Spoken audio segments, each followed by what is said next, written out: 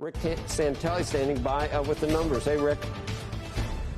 Hello, Joe. And this is a biggie because the employment cost index for the second quarter, well, it's running pretty hot. Our last read at up 1.4 was the all-time high going back to 96 record keeping. It moderated by 1/10. It's up 1.3, which is interesting. That's a tenth better than expected, but it's a tenth lower than the rearview mirror, which up till now has not been revised. The employment cost index has been on a steady increase. Of course, that's salary benefits.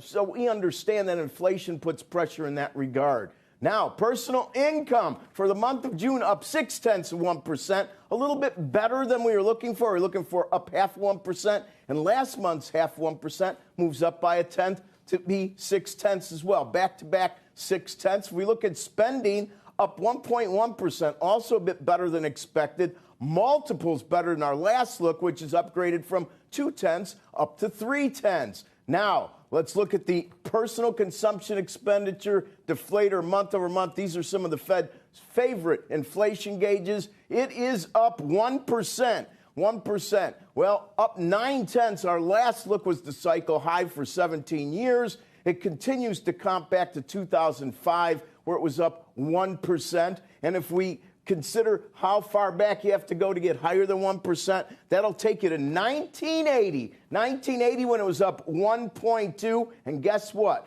That is the all-time high. We are only 1/10 away from that. And if we consider what's going on with the year-over-year number, it's up 6.8.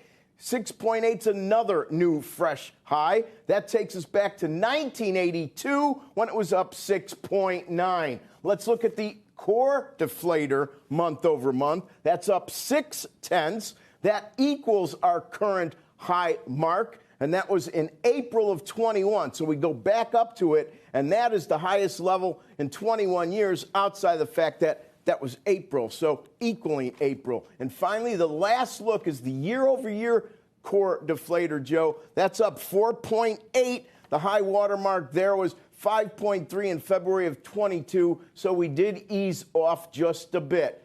These are definitely pretty hot numbers, though, and the Fed's going to pay particularly close attention to them. And we have more data coming out. Let's look at where yields are. So right now we're 271 and a 10, which means it's up about 3 on the day, but it's down about 4 on the week.